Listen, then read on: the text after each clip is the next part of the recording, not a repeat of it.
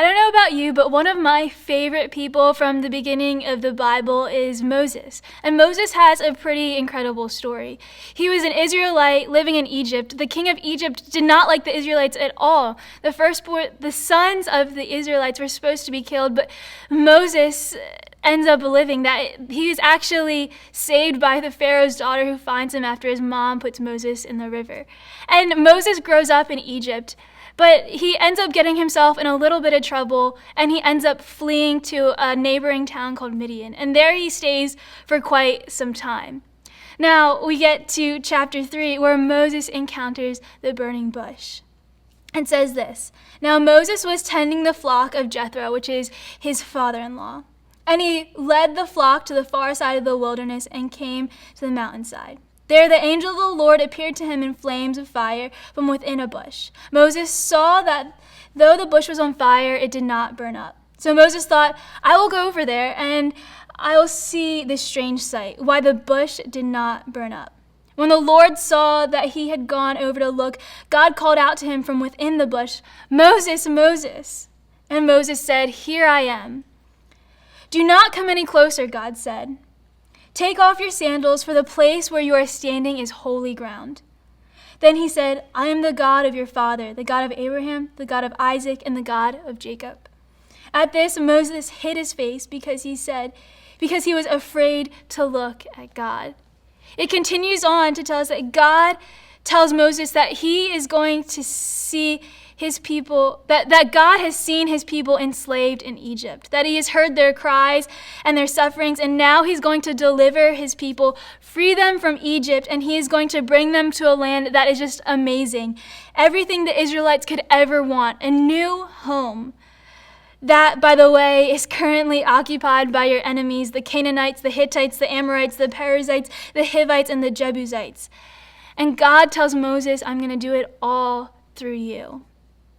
This is a daunting task for Moses, and I think anyone who encounters a task anywhere close to this would have a similar response.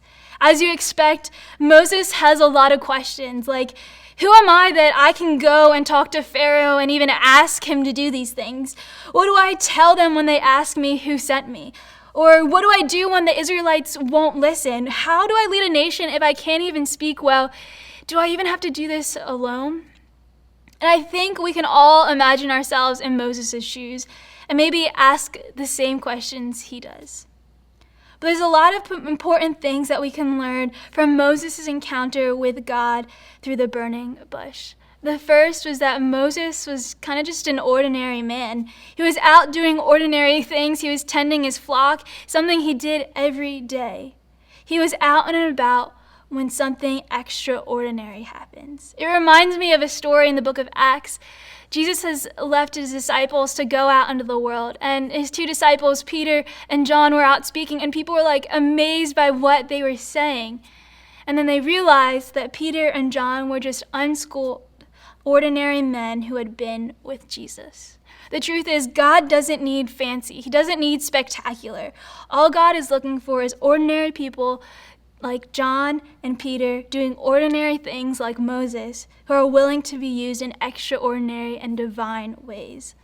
The second thing for us to realize in this passage is that God doesn't put up help wanted signs in the workroom bulletin board waiting for anyone to just say yes. The Bible says that God called out to Moses by name, that God had a specific purpose and a specific task in mind for Moses. And when Moses sees the burning bush and hears God calls him by name, he walks towards the bush and God says, "Don't come any closer. Take off your shoes because you are on holy ground." May we be reminded today that God isn't less holy than he was then than he is today. His word, his presence is no less sacred than it was then. It reminds me of when King David wants to bring the Ark of the Covenant back to Jerusalem, back to God's people. There's a guy named Uzzah who stumbles when he's holding the Ark of the Covenant. See, David sent Uzzah and a bunch of guys to go bring the Ark of the Covenant, God's presence, back to Jerusalem. People were fighting over the Ark, and the enemies of the Israelites were trying to take it. And you're supposed to carry the Ark a specific way and have people on each side lifting it and holding it. But David had them wheel this ark on a cart. The ox ends up stumbling, and the ark begins to kind of fall off the cart. And Uzzah puts his hands out, and when he touches the cart, he dies because he touched the presence of God. God isn't less holy today than he was back then. I think it's an important reminder for us. One of the questions Moses asks God is, what do I tell them when they ask who sent me? And I think this is a really important line that God says. God says to Moses, I am who I am.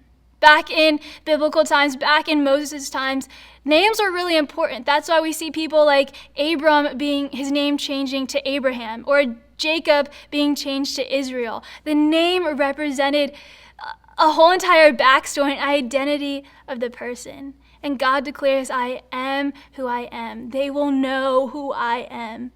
They will know who sent you. What we can learn from Moses today is we are just ordinary men and women who are being called to do extraordinary things for God. We just have to be willing, and we have to say yes.